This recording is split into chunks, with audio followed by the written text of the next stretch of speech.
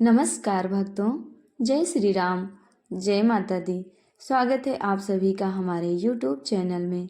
दोस्तों, आज की वीडियो में आप लोग पौष पूर्णिमा के बारे में जानकारी पाएंगे। साथ ही में आप जानेंगे कि पौष पूर्णिमा की पूजा कैसे की जाती है और इस दिन दान पुण्य करने का शुभ मुहूर्त क्या है, पूजा विधि क्या है।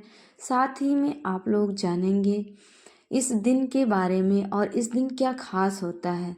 तो दोस्तों, वीडियो को शुरू करें उसके पहले हमारे चैनल को लाइक और सब्सक्राइब कर लीजिए, क्योंकि आप लोगों की एक लाइक से हमें बहुत ही सपोर्ट मिलता है और हम वीडियो बनाने के लिए उत्साहित होते हैं। वीडियो को बिना स्किप किए फुल वॉच करिएगा, फुल देखिएगा, तभी आप लोगों को जानकारी समझ में आएगी।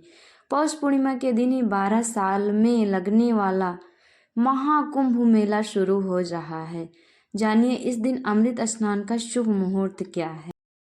यह महाकुंभ मेला 12 सालों बाद आता है, इसलिए इसका महत्व और भी अधिक बढ़ जाता है। यह पौष पूर्णिमा का काफ़ी महत्व भी है। पौष पूर्णिमा शुक्ल पक्ष की पूर्णिमा को पौष पूर्णिमा कहा जाता है। पौष पूर्णिमा स्नान, दान और तर्पण के लिए लिहाज से बेहद महत्वपूर्ण है। इस दिन पूर्णिमा का व्रत भी किया जाता है और इस पूर्णिमा के दिन भगवान सत्यनारायण की पूजा की जाती है। इस दिन लोग भगवान सत्यनारायण की पूजा करते हैं और उनकी कथा सुनते हैं और पवित्र नदियों में स्नान करते हैं। इस दिन लोग भगवान सत्यनारायण की पूजा करके उनकी व्रत कथा सुनते हैं, जिन्हें अक्षय फल की प्राप्ति होती है। इस दिन प्रदोष काल में माँ लक्ष्मी की पूजा की जाती है और पूजा करने के बाद चंद्रमा को अर्घ्य देकर व्रत का पारण किया जाता है। इस बार पौष पूर्णिमा इसलिए खास है क्योंकि इस बार 12 सालों के बाद वह महापर्व स्टार्ट होने जा रहा है, शुरू होने जा रहा है, जिसे महाकुंभ यानी महाकुंभ का मेला भी कहते हैं। इसी दिन से शुरू होने जा रहा है। पौष पूर्णिमा के दिन ही प्रयागराज में संगम तट पर महाकुंभ मेले की शुरुआत होगी।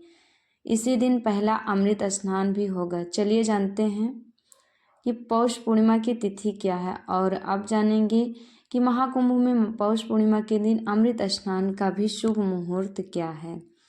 तो चलिए वीडियो को फिर से शुरू करते हैं। साल 2025 में पहली पौष पूर्णिमा 13 जनवरी को पड़ रही है। पौष माह के शुक्ल पक्ष की पूर्णिमा की तिथि 13 जनवरी यानी सोमवार के दिन सुबह 5:03 से आरंभ हो रही है और पौष पूर्णिमा तिथि का समापन अगले दिन यानी मंगलवार को सुबह 3:56 पर होगा। उदय तिथि के अनुसार पौष पूर्णिमा का व्रत और स्नान दान 13 जनवरी को किया जाएगा। पौष पूर्णिमा से ही प्रयागराज में आयोजित हो रहे महाकुंभ मेले का भी आगाज हो रहा है। महाकुंभ मेला 12 साल में एक बार आयोजित होता है। प्रयागराज में संगम तट पर जहाँ गंगा, यमुना और सरस्वती नदी का पवित्र संगम होता है, उसी तट पर महाकुंभ मेला का आयोजन होता है। इस मेले में करोड़ों श्रद्धालु भाग लेते हैं और पवित्र त्रिवेणी संगम पर स्नान करते हैं, जिसे शाही स्नान भी कहा जाता है। महाकुंभ मेले में होने वाला विशेष स्नान होता है। महाकुंभ का पहला अमृत स्नान भी पौष पूर्णिमा के दिन ही किया जाएगा। इस दिन ब्रह्म मुहूर्त के समय स्नान के मुहूर्त को सबसे खास कहा गया है और पौष पूर्णिमा के दिन अमृत स्नान का शुभ मुहूर्त सुबह 5:27 से 6:21 तक है। यही वो समय है जब अखाड़े और श्रद्धालु संगम तट पर पवित्र नदियों के जल में पहले अमृत स्नान की डुबकी ले सकेंगे और पौष पूर्णिमा के दिन ही स्नान का दूसरा शुभ मुहूर्त अभिजीत मुहूर्त है, जो दोपहर के समय 12:09 से 12:51 तक रहेगा। महाकुंभ मेले का बहुत खास ही महत्व है और पौष पूर्णिमा का भी।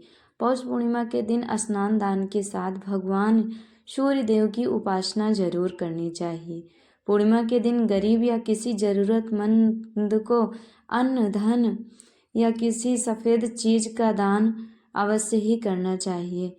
पौष पूर्णिमा के दिन भगवान विष्णु जी और माता लक्ष्मी जी की विधि पूर्वक पूजा करनी चाहिए। पूर्णिमा के दिन सात्विक आहार ही ग्रहण करना चाहिए। पौष पूर्णिमा के दिन घर और मंदिर को साफ सुथरा रखना चाहिए और माता लक्ष्मी का भी पूजन करना चाहिए। इस दिन पौष पूर्णिमा के दिन शाम के समय मुख्य द्वार पर एक दिया जरूर जलाए।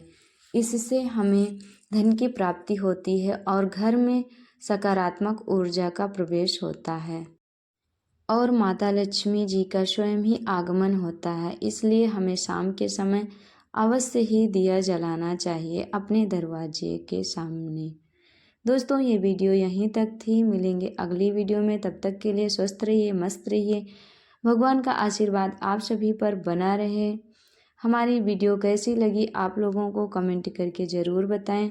अगर कोई गलती हुई हो, त्रुटि हुई हो तो वो भी बताएं, हम उसे सुधारने की कोशिश करेंगे। अब हमारे साथ एक बार प्यार से और प्रेम से बोलिए जय श्री राम।